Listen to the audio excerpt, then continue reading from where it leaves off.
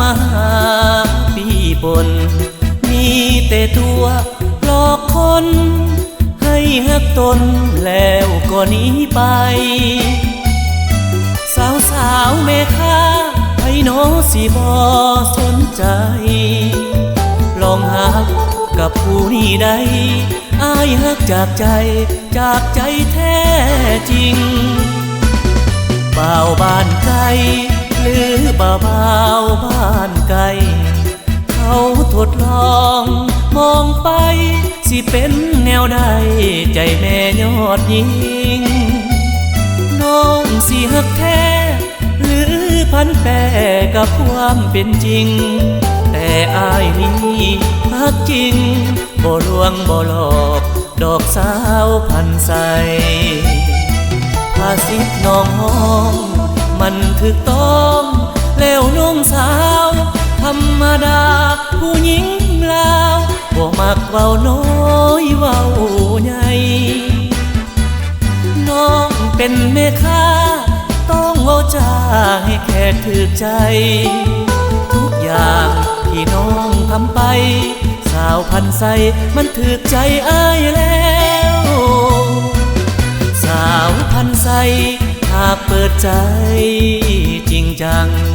อ้ายขอห่วมเส้นทางเป็นลูกจ้างบ่ให้ใจแห้วหากน้องยินดีอ้ายนี้สืบหน่อแทนแนวอ้ายขอเป็นเคยแก้วเป็นเคยที่ดีของบ้านพันใส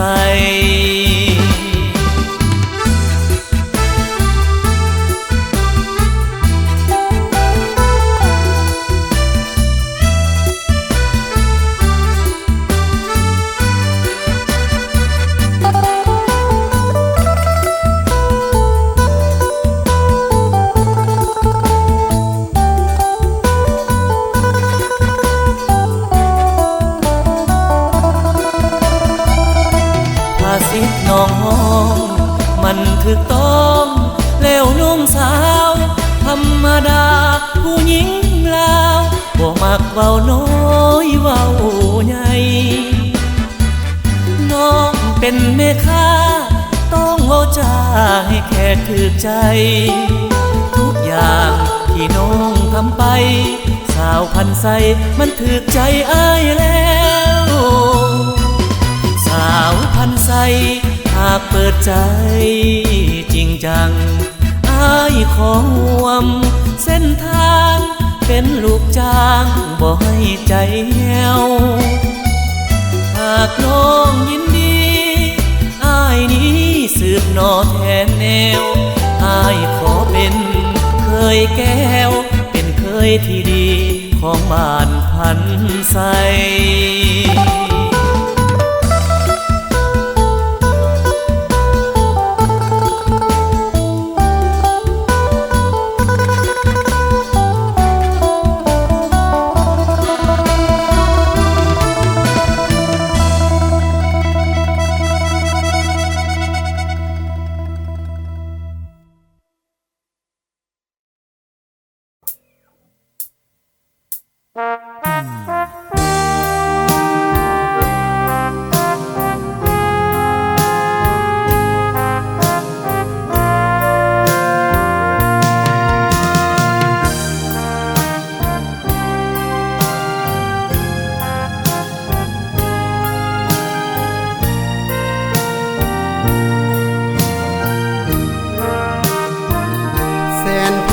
ภูมิใจ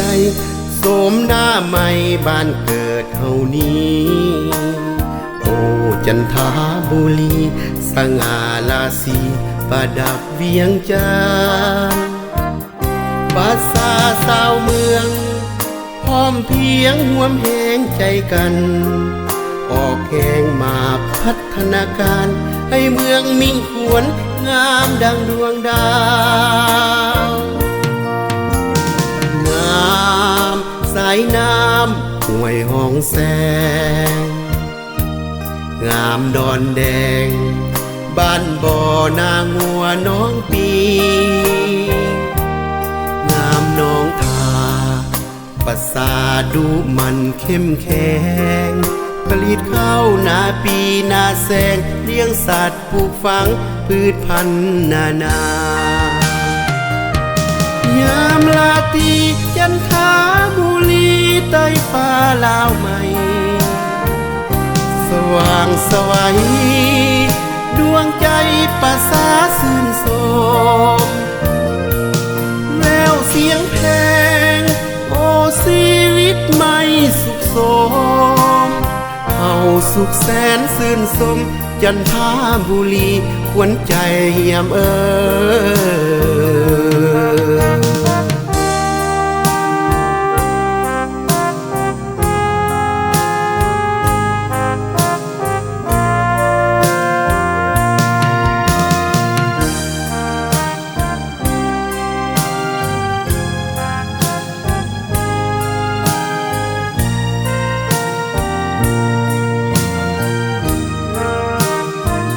แสนภาคภูมิใจโสมหน้าใหม่บ้านเกิดเฮานี้โอ้จันทบุรีสง่าราศีประดับเวียงจันทร์ภาษาสาวเมืองพร้อมเพียงห่วมแหงใจกันออกแข่งมาพัฒนาการให้เมืองมิ่งขวนงามดังดวงดาวงามสายน้ำห้วยห้องแสงงามดอนแดงบ้านบ่อนางัวน้องปีงามน้องทาประสาดูมันเข้มแข็งผลิตข้าวนาปีนาแสงเลี้ยงสัตว์ปลูกฝังพืชพันธุ์นานายามลาตรีจันทบุรีใต้ฟ้าลาวใหม่สว่างสวัยดวงใจประสาสื่นโสมแววเสียงเพลงโอ้ชีวิตไม่สุขโสมเฮาสุขแสนสื่นสมจันทบุรีควรใจยาม